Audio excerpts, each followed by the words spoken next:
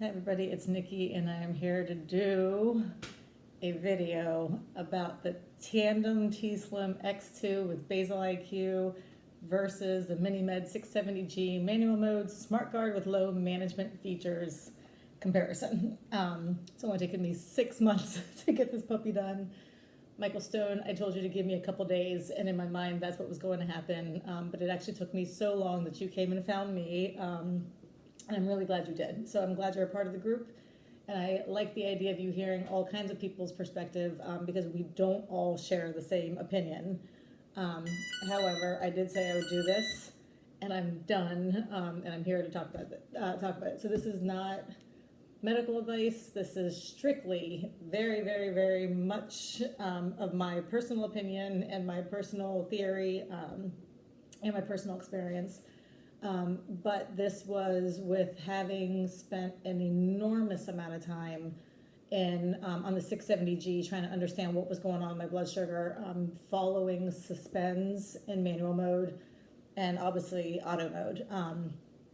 But even with the manual mode suspends, just spending an enormous amount of time understanding what the fallout it was from those suspends, whether or not I could tweak them to see if I could get them to work better. And I just, in the end, it was easier for me to turn them off completely than to have to spend my time basically cleaning up after its mess. That was the final analysis. And even after having returned to manual mode, where I had an even more frustrating experience in auto mode, even after having returned to manual mode, I really needed a pump break at the end of it, and that's the way I felt, and I was happy just taking the whole thing off and doing MDI for a while. So when I did put the T-Slim on, I will say that I had, slightly low expectations as to what the X2 could do with the suspends. And in fact, I was a little bit traumatized. And what I mean by that is that I wanted to override everything because I had to override almost everything with the 670G. So basically, every time I saw the T-Slim suspending, I wanted to override it. I mean, that's what I would do. And I often wanted to do even like a small bolus just to get a little bit of that insulin back because that's what I had to do on the 670G. So it took me a number of months before I finally got a chance to sit down and do this, which was the first chance I got to make myself leave those suspends alone on the T-Slim. And it was the first chance that I got where I got to see that the algorithm is different. And the way the T-Slim X2 does its suspends really is different from the 670G manual mode suspends. And for me, people will argue this part right here, but for me, no matter what setting I chose with the 670G, it was not as much about when the pump was going to initiate a suspend as much as it was when it was going to re-engage insulin. And that was really the problem I had there. And there is no setting for that. You can't say, I want to be turned back on at 70 or, there is no way to tweak that particular setting. And so no matter what I chose, I continued to get the same result. And that was that my pump would suspend and then I would get locked in. And until my sensor could reflect the change it needed to satisfy the algorithm, which I think is weaker than the T-Slim X2, I would just continue without insulin, and that meant very long blocks. So that's it in a nutshell. So you can turn the video off because that is really all I'm going to say in this entire thing, except for in much more detail. And I even brought my coffee so I could try my bowl of coffee so I could try to stay awake while I do this. It has been really, really, really interesting, and it has 100% confirmed what I did not like about the 670G manual mode, SmartGuard, Suspend feature, whatever it's called. They have really long names for these things. And why Basal-IQ just works really well. And it goes beyond the fact that for me, the G6 is a better sensor than the Guardian. It's also a matter of it being a really good algorithm. And the way these suspends go in and out, the way it suspends and resumes insulin is a lot more flexible, and it reflects the true needs of my blood sugar more than, okay, here she's dropping, turn off the insulin, and now we've hit our limit 2 hours later, so let's turn it back on. Like, that doesn't really reflect the fact that I have crashed.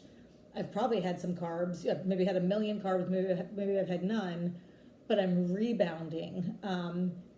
And I need that insulin to get back on immediately, and it did not pick up that part. That is a true need for my blood sugar, and the 670G couldn't handle that for me. T-Slim X2 can. Okay, so that was first 16 pages of my analysis. I will make it clear, because my friend mentioned this to me, and he said, you know what, really your angle seems to be avoiding hyperglycemia, but most diabetics are not concerned with hyperglycemia when they're looking at a pump that suspends. It's an excellent point, and he is absolutely correct. I don't know if it's just me, but I don't think so. I think it's because of my history with the 670G. This is my guess. So I think that there's probably a couple different kinds of diabetics looking at these pumps and searching out a comparison of sorts.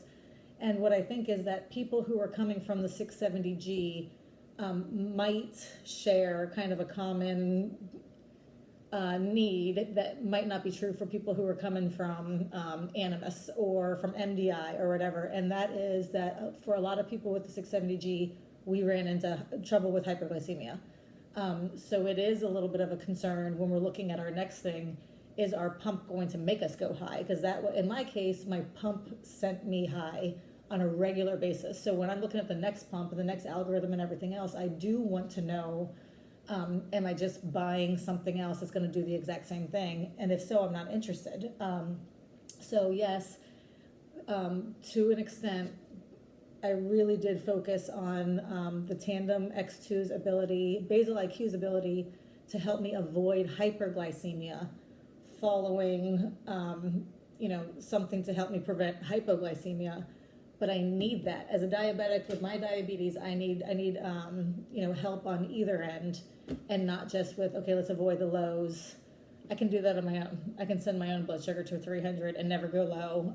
I'm looking for a pump that can help me do that more classily. Okay, I was on a roll, but anyway, and now it is 7.5 minutes. Okay, so basically what I did do in this video is I did explain a little bit about what my background is, what my thing is. You could probably skip this video altogether. Too bad if you haven't. And I'm letting you know why I'm focusing on hyperglycemia, even though we're talking about a pump that suspends. And that is because the pumps that I have used in the past, the 670G, the first one, whatever the threshold suspend one was, I let that thing suspend twice, and I hit a 600 or whatever, 400, 500, and I just said I want to turn it off, and I did. So the first pump I've ever really truly had that suspended in order to help me avoid hypoglycemia was the 670G, and for me it was a train wreck.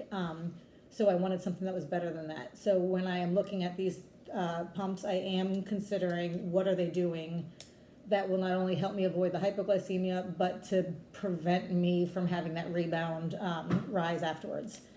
Okay, I'm gonna go ahead and just go on to video 2 because that's a lot. In video 2, I'm gonna try to talk about my general thinking about suspends and hypoglycemia, and then I think probably video 3, my guess is I'm gonna get into some of the differences between the pumps.